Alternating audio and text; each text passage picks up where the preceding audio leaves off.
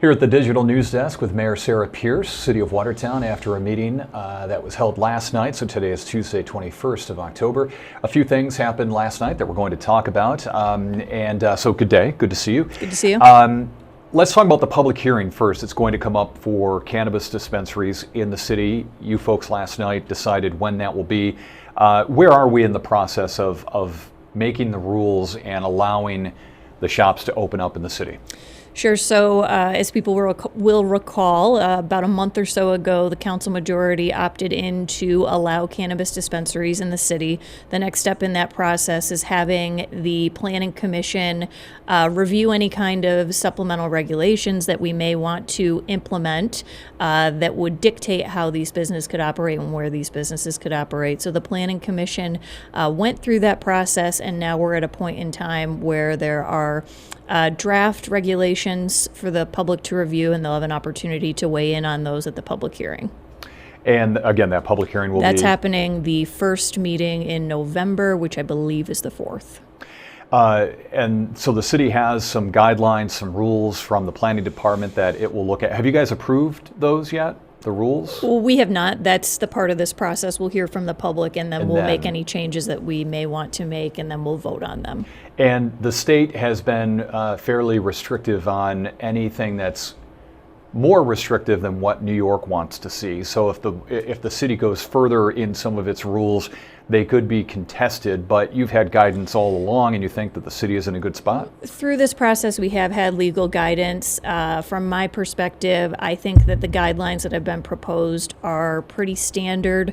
For example, distance away from a church, distance away from a school, requiring a landscape buffer, I believe, if it's a certain distance from a residential area, and then operating hours. But as you know, your reporting has found out, things can change with the state and their regulations, and that may impact us. That remains to be seen, but we'll continue on with the process. And you have a couple of people that are interested in opening up shops, It's my understanding, yes. Yeah. And does that surprise you that it so quickly? No, I don't think so. I mean, when you look at the county as a whole, we're obviously the hub of economic activity, and it would make sense for somebody who is wanting to get into this business to want to locate here based on our traffic, based on the consumer base. So it's not entirely surprising to me. The council decided not to move forward with tearing down Blight on Coffeen Street. It was a package of 5 properties, I believe. The one on Coffeen Street, people questioned. They questioned whether a garage in the back should be torn down. Last night, at a 3-2 vote, council decided not to tear it down, not to move forward with it. Surprised a little bit by that? I think a lot of people may have been. I am a little bit surprised by it, because I think as a council, we've conveyed to management that one of the priorities is addressing blight in the city. It's uncommon for me to go a week without hearing from somebody who's concerned about blight in the community and the way that homes look. And we had a presentation a couple months ago about the efforts that the codes department and management are taking to address that blight, and this was a part of it. And I think for me, I understand that there was an individual who was interested in that property, and certainly appreciate the inclination to put that back on the tax rolls. We can always use more tax dollars, obviously, but I think at the bottom line is right now that property is not only a significant eyesore, it has been for a long time. It has a track record of being in the media, been talked about as a kind of poster child for blight in the city.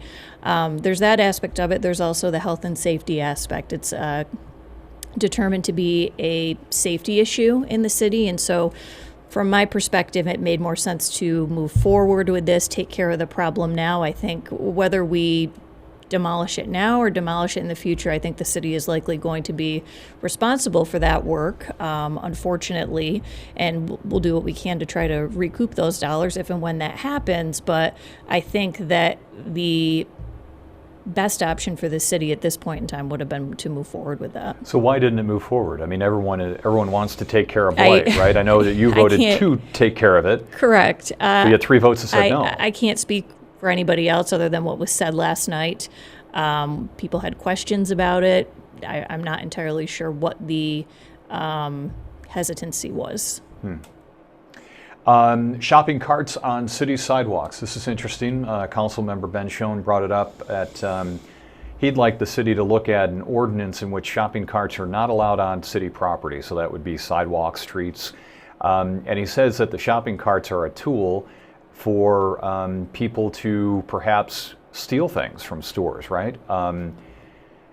And you see a lot of people that are of the homeless population with shopping carts. I don't think he was necessarily focusing on them. It was more of the crime end of it, right? And so you've had some conversations. This wasn't new last night. Behind the scenes, council has at least known of Mr. Schoen's idea or concern.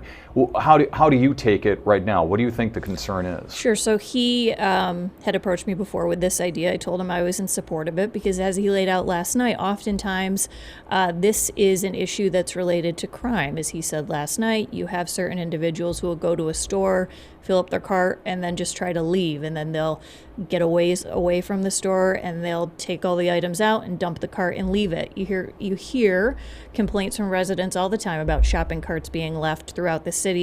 And you see it too when you're driving around, just shopping carts on the side of the road. So I think anything that we can do to address this problem will be a good thing. It's another example of blight, in a way, I would say, and makes the city look unkempt. And there's a law enforcement aspect of it too, and the criminal aspect of it, I guess I should say, with this being a way that people can steal from various stores. Mm-hmm. And it would, on the other side of it, it would keep or control shopping carts with the homeless population? Or is that just... Well, I think bottom line is if you're taking a shopping cart, that in itself is stealing from a store. And I've talked to merchants, and they say those carts can run like $100 each. So that in itself is theft. Okay. So then to enforce that, right, how do you think the police department, has any conversation been had to ask them? No, not that I'm aware of or that I've been involved in. The councilman may have talked to law enforcement about that previously, not that I can recall off the top of my head being part of any of those conversations. But that would be another aspect of it. How do you handle that? Right. Because, the police department will say that they're stretched out. Overburdened anyway, yes. With a lot, and that they can't just stop every time they see a shopping cart. Right. It would be burdensome. Yeah. The final thing I do want to bring up, I forgot about this, that Councilmember Kimball brought up the protest downtown, mm-hmm. and the recent action in Potsdam where somebody is facing charges after blowing some exhaust at the protesters there for the No Kings rally in Potsdam. He had an experience seeing it here in downtown Watertown, something similar to where some people driving by may have made it so it was unsafe, mm-hmm. or people were, I forget the way that he put it, but keeping people from practicing their freedom of speech in downtown. And he thought that maybe police should have a presence at those protests to keep people that are protesting safe, not to keep the protesters from protesting. He made that point. Have you had complaints about anything that happened over the weekend? Actually, just before coming here, I received an email from somebody who echoed the complaints that Dr. Kimball shared last night. And I do think that it's important for people to be able to express themselves freely, firmly believe in free speech, and people should be able to do that in a safe environment. It's, no matter what side you're on, you should have the ability to do that and not be concerned about your safety. So I do think that if and when there's another gathering of this magnitude, there should be some kind of police presence there just to make sure that things don't get out of control in any way and that things stay safe. And I don't know, I'm sure that the police department was aware that this was happening. I'm sure it was on their radar and they were tracking it by driving by, but I don't believe anybody was posted up there to be that presence throughout the event. I don't believe that happened, but it certainly is something that I think we could look at for next time. This is to remind me that we want to talk about your Halloween decorating contest. That's the final thing that we'll talk about here, but you have a contest in which you're able to have city residents decorate their homes for Halloween, and then you have people vote. Are we in the voting phase? We're in the voting phase now. It's been a great response to it. We've got about a dozen entries, and if people are interested, they can go on my social media and see the list of homes that have been entered into the contest. And they can also go online and vote through a form that's available on my social media. Like I said, we've got about a dozen homes. People can take that list, drive around, look and see these properties for themselves, or in the next couple of days here when I get a chance, I'm going to go around and take pictures, attach them to the form so people won't have to go and drive around and look at all of them. They can see them right online. It's been a beautiful fall for people to be able to decorate. That's sometimes the tough thing. Yes. When you have the early winters or at least snowfall, but we haven't had that.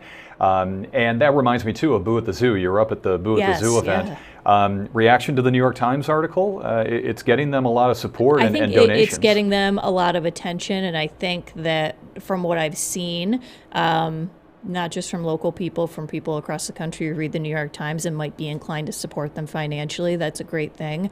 Boo at the Zoo, great event. They had perfect weather for it this past weekend. I was kind of joking with my sister. We took our kids up, and as soon as we pulled up to the park, the cars were parked all the way back by the golf course, and we were like, do we really want to brave the crowds? But you can't tell a kid no after you told them that they're going to Boo at the Zoo. So we pressed on, and I'm glad we did because it was a great event. Lots of candy, lots of organizations participating, and of course seeing the animals. So I would encourage anybody with young children to go check it out next weekend. The funding is important for them to have those fundraisers and perhaps more from the New York Times article.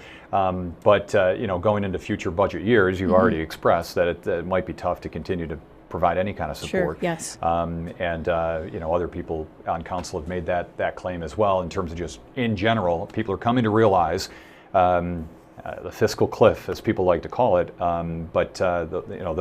those times are coming. Yes. All right, Mayor, good to see you. Thanks for coming in. Thank you.